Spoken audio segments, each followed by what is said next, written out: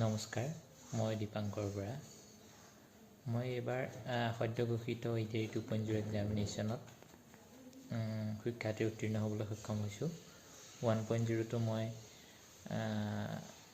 Skill টেষ্টলৈকে গৈছিলোঁ, কিন্তু অৱশ্যে মোৰ নাম সন্নিৱিষ্ট হোৱা নাছিল। সদ্য ঘোষিত APSC AGCL assistant accounts officer পৰীক্ষাত মই ৰিটেন এক্সামিনেশ্যন ক্লিয়াৰ কৰিবলৈ সক্ষম হ'লোঁ, কিন্তু অৱশ্যে ফাইনেল লিষ্টত মই নাম সন্নিৱিষ্ট কৰিবলৈ সক্ষম হোৱা নাছিলোঁ। গতিকে বহুতে মোক সুধি আছে যে EDARE 3.0 কাৰণে কেনেদৰে পঢ়িব লাগিব।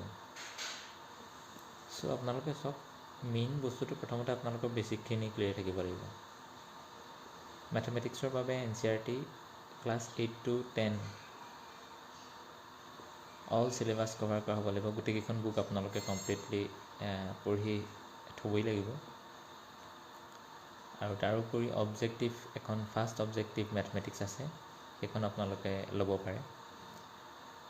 জেনেৰেল নলেজৰ কাৰণে আপোনালোকে ল'ব লাগিব লুচেণ্ট জেনেৰেল নলেজ। ইংলিছৰ কাৰণে আপোনালোকে ল'ব পাৰে SP বক্সিৰ অবজেক্টিভ ইংলিছ, আৰু লগতে ডেছক্ৰিপটিভ ইংলিছো আছে। এখন কিতাপ আপোনালোকে পাব, সেইখন আপোনালোকে ল'ব পাৰে।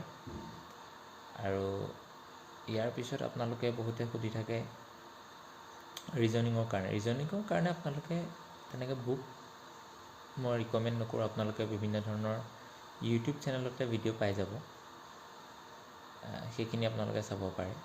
আৰু লগতে আপোনালোকে to the point regularity consistency maintain কৰি আপোনালোকে পঢ়ি যাওক, তেতিয়া আপোনালোকে এই ক্ষেত্ৰত ছাকচেছ হ'ব পাৰিব।